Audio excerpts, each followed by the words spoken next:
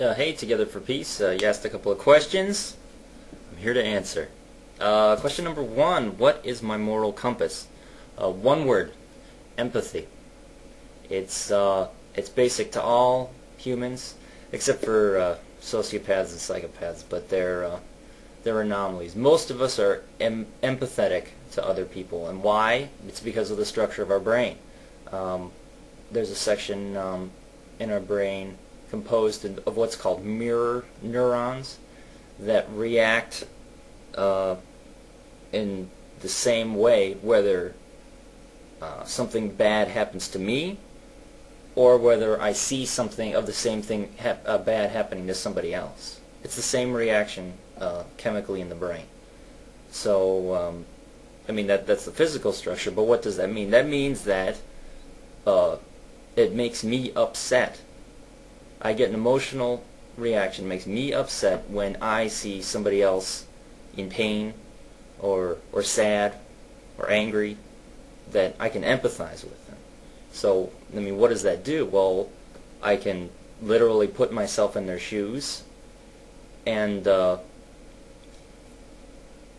help them as needed. Now, why would we have such a thing? Well, it's probably evolutionarily to our benefit, especially because we're pack animals.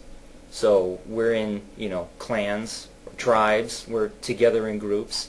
We're probably related.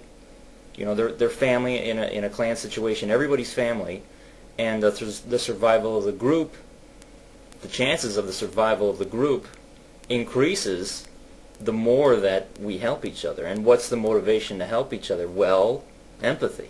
So that's my moral compass. And of course you can expand that to as your group becomes larger. I can even empathize with a cat.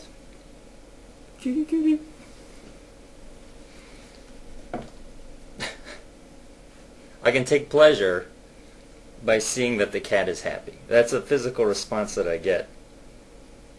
I can why that makes me happy? Because she's happy.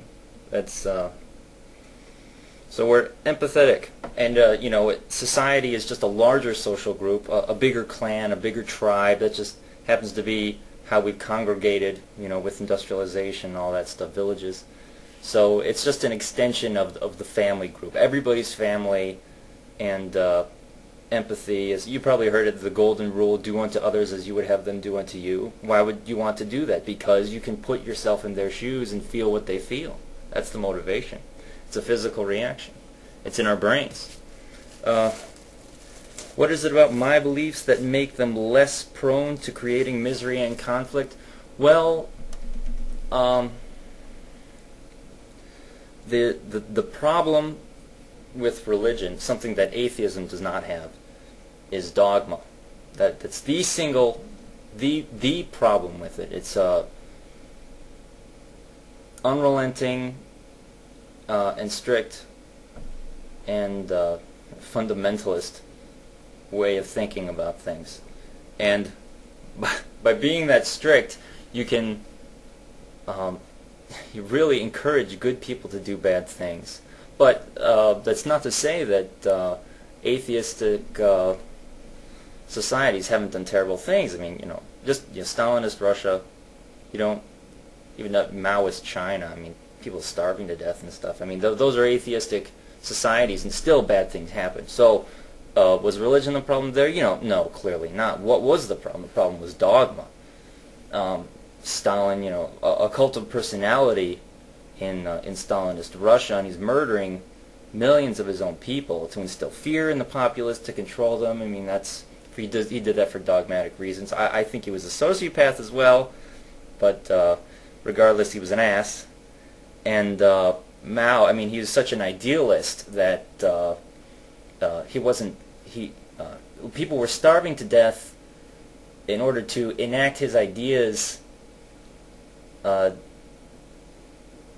because they believed in him and they wanted to, they looked up to him and stuff like that. It's irrational. People behaving irrationally. You don't need to give a person an excuse to behave irrationally especially justify their irrationality with something like religion, because they're going to do it anyway. I think we can minimize dogmatism and irrationality if there wasn't religion in the world. I know it's, for somebody like you, it's probably hard to say, but it's just that's my take on things. And what is it about my beliefs that makes it less divisive? Well, that's exactly what it is. It's one less division. I mean, sure, there's still going to be, tribalism and in-group, out-group behavior, but if people aren't different religions anymore, there's still different races, or, they're from the east side or they're from the west side, or this continent or that, or they speak this language or that language. There's still plenty of things to keep people separate, but it is one less thing to keep people separate, and I think that's a step in the right direction. Eventually, I think hopefully we'll be smart enough to realize that we're all in this together, that we've got to look out for each other, that we're all, if you go back far enough, we're all family, and that it makes no sense to pit people against each other, that we're just going to have to get along. And I think that religions have a history of pitting people against each other for stupid things. I mean, the Crusades, Inquisition, persecution of the Jews throughout the Middle Ages. I mean, that's just, it doesn't make any sense. It's just increasing the pain. So yeah, I hope that answers your question.